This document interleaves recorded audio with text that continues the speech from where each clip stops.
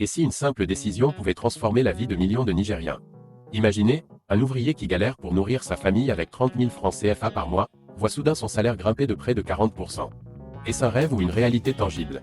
Bonjour et bienvenue sur Actualité politique, votre source pour décrypter l'actualité politique africaine et internationale. Aujourd'hui, on plonge au cœur du Niger, où le gouvernement de transition vient de frapper un grand coup avec la revalorisation du SMIC. Accrochez-vous, on va explorer les faits, les enjeux et ce que ça signifie pour l'Afrique de l'Ouest. Abonnez-vous et activez la cloche pour ne rien rater. Passons aux faits, sans détour. Le mercredi 22 octobre 2025, sous la présidence du général d'armée Abdourahmane Tiani, président de la République et chef du Conseil des ministres, le gouvernement nigérien s'est réuni pour une session cruciale. Parmi les mesures adoptées, un projet de décret qui fait couler beaucoup d'encre, la revalorisation du salaire minimum interprofessionnel garanti, le fameux SMIC. À l'écran, du 30 047 F C F A au 42 000 F C F A, hausse de 39,78%. Jusqu'à présent, ce salaire minimum mensuel, basé sur un taux horaire de 173 FCFA pour 173 heures de travail par mois, plafonné à 30 047 FCFA. C'était une somme dérisoire face à l'inflation galopante et aux prix exorbitants des denrées de base au Niger, un pays où plus de 40% de la population vit sous le seuil de pauvreté. Désormais, le nouveau taux horaire passe à 243 FCFA, portant le SMIC à 42 000 FCFA net par mois. Pour les secteurs agricoles et assimilés, un taux spécifique de 237 FCFA horaire est fixé, adaptant la mesure aux réalités rurales qui emploient une grande partie de la main-d'œuvre. Cette décision n'est pas sortie de nulle part. Elle répond directement aux doléances pressantes des partenaires sociaux, syndicats et employeurs, qui martelaient depuis des mois la nécessité d'une revalorisation pour contrer l'érosion du pouvoir d'achat.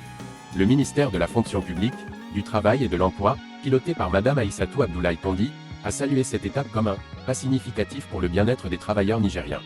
Et ce n'est pas tout. Le Conseil a aussi adopté un décret harmonisant les salaires minima par catégorie professionnelle, alignés sur ce nouveau SMIC, conformément à la convention collective interprofessionnelle. Pour bien saisir l'ampleur, zoomons sur le contexte. Le Niger, riche en uranium et en potentiel agricole, ploie pourtant sous les défis, insécurité au Sahel, sanctions internationales post-coup d'État de juillet 2023, et une inflation qui a grimpé de plus de 10% ces dernières années. Avec un chômage des jeunes avoisinant les 25% et un secteur informel dominant, plus de 80% des emplois, ce SMIC ne touche que le secteur formel, environ 20% de la population active.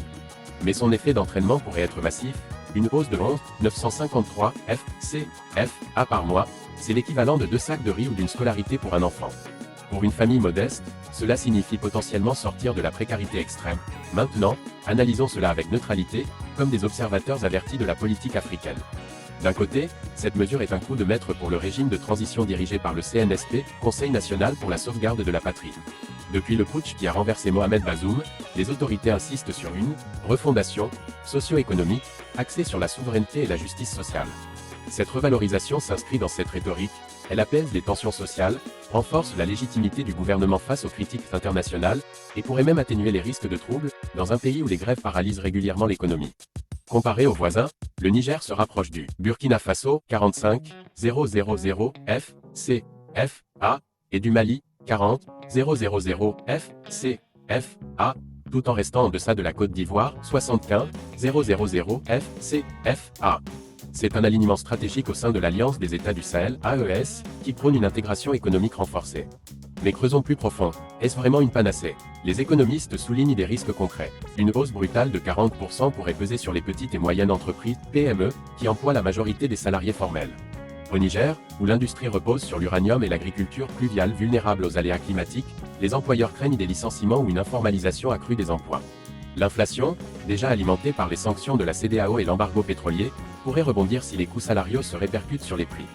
De plus, ce SMIC exclut le vaste secteur informel, marchands ambulants, agriculteurs familiaux, qui constituent le poumon de l'économie nigérienne. Sans mesures complémentaires, comme des subventions ciblées ou un renforcement de la protection sociale, cette avancée risque de rester symbolique. Et n'oublions pas le contexte géopolitique. Le Niger, pilier de l'AES avec le Mali et le Burkina, défie l'ordre régional dominé par la France et l'Occident. Cette mesure sociale pourrait être lue comme un signal, nous priorisons notre peuple, pas les agendas extérieurs. Pourtant, avec les fonds gelés et l'instabilité sécuritaire, financer cette hausse repose sur des ressources internes fragiles, uranium, or, et bientôt pétrole. Des voix sur les réseaux, comme celle des activistes nigériens, tempèrent l'enthousiasme, c'est bien, mais combattez la corruption et baissez les prix du gaz et de l'eau d'abord. En somme, cette revalorisation est un pari audacieux. Elle booste le moral collectif dans un pays en pleine refondation, mais exige une vigilance accrue pour éviter les pièges économiques. Elle illustre les dilemmes des transitions africaines, comment concilier urgence sociale et stabilité macroéconomique. Pour conclure, le Niger vient de poser une pierre angulaire dans son édifice de souveraineté, un SMIC à 42 000 FCFA qui pourrait redessiner les contours de la justice sociale en Afrique subsaharienne. C'est une victoire pour les travailleurs, un test pour les entreprises, et un message fort pour la région. Mais au-delà des chiffres, c'est l'histoire d'un peuple qui refuse de plier face aux tempêtes. Et vous, chers abonnés passionnés par l'Afrique qui bouge, cette hausse est-elle un vrai levier de changement, ou un pansement sur une économie en péril?